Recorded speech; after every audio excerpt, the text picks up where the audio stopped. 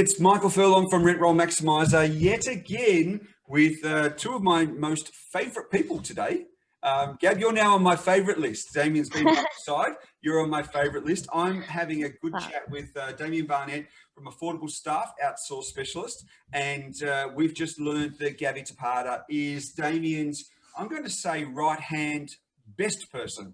But Gabby, we were just chatting. It seems to be that, and Damien and I have done a number of these little webinars and podcasts, it seems to be we're talking from our side of the coin. We're talking about what it's like from an agency point of view. What I'd love to hear today is from you, from an actual person who's in the hot seat and has to deal with us every day. What are the challenges that you've come across? So firstly, how many Australians did you know before, like personally, before you met us, Damien and Affordable Staff? Zero. Zero. So none. Okay. No. And look, so you didn't know many Australians, so therefore you wouldn't know our culture. What are some of the challenges that you find, particularly early in the stage when you were working with Damien? What were the challenges, and what do most VAs find as a challenge? I know you're not speaking on behalf of everyone, but what are some of the things? Maybe share with us. Well, when I was starting with Damien, it was more on communication, and it was not the English language. It was like just the way we communicate. Sure. I don't like to tell people that I don't know things. Like, I don't know how to do that. So when Damien asked, like, do you know how to do this? I was like, yes. And and Australians are very straightforward. You guys tell what's on your mind, and we're not like that at all. So it creates like a misunderstanding sometimes. But that's where our TLs come in, I guess. And what was also, that? That's where your what comes in? TLs are team leaders here in the TL. Philippines. Okay. Yes. Yeah. Yep. They're like the middle person between our clients and us VAs, because we would not talk about everything on our clients, especially the problems that we're having or the issues that we're having. If we're uncomfortable with something, we don't usually just tell that to our client directly. So that's cultural, isn't it? Is that more in that's culture. just that's the Filipino way to sort of just say yes, and even though it's no, it's not, you're not being dishonest, you're just being polite. Yeah, well, we don't like not knowing things. We like to fix things ourselves, which kind of creates more problems sometimes, because we don't know much about Australian laws and stuff like that. We don't know the things. There are things that we cannot do legally, so but we try to fix things up anyway. So yeah, it's more of culture, really. Yeah.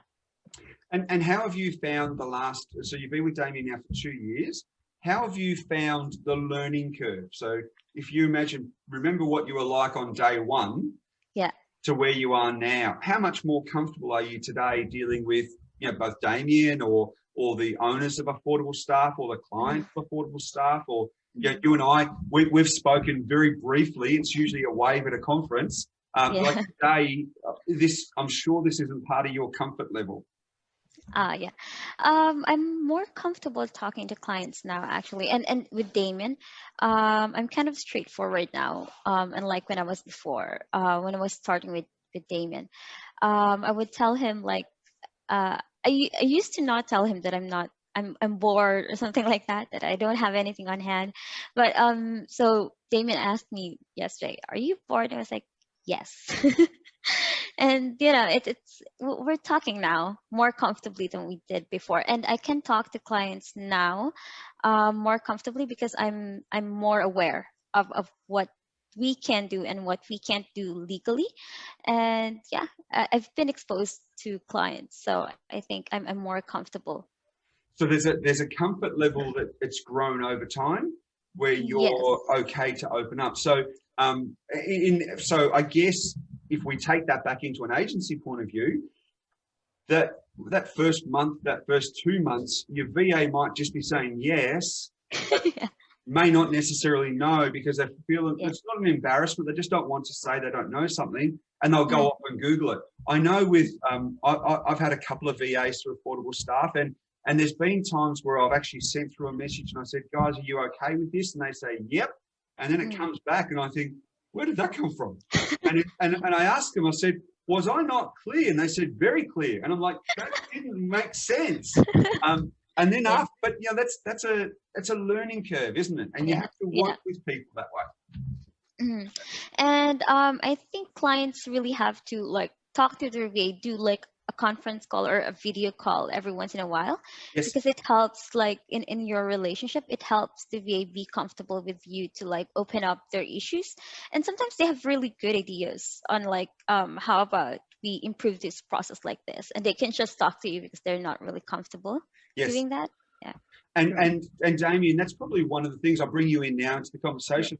That's one of the things that I hear often from a VA's point of view, is that there isn't really that team bonding that's occurred. So there isn't that, and I call it a champion, the person that's here in Australia that's really embraced the virtual assistant into their team. So as a result, there isn't that connection. Does that happen? It does, and some of it is around fear.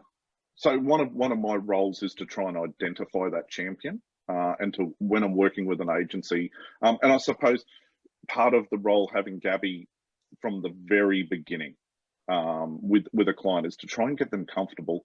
I know that some clients aren't comfortable with technology. Pre-COVID, how do you Zoom? Now it's okay, let's do a Zoom. But there is a lot of people that are a little bit, how do I start a Zoom meeting? How do I record this? You know, like, and it's a fear of, it's just easier to go, I don't know. No, I don't like this. It's hard. Now, once you get that happening, then you start to build a team. And like as we were chatting about before, you know, I have a standing appointment on Friday mornings, but I still try and tell my team in the Philippines every Thursday night, hey, don't forget I'm out on Friday morning. Yes. Because, you know, I mean, they're part of my team. And yes, it's in my calendar most of the time that I'm out on Friday morning. But if I don't remind you, they shouldn't have to go to the calendar to go, hey, I'm away. Or, you know, like you wouldn't in the office. You'd go, hey guys, don't forget I'm not in the morning. So it's actually making sure you are including your team as part of your day-to-day operation. And that's really easy to do. Like we're doing a Zoom recording right now, like sitting there having a chat. And it's now part of life, I suppose.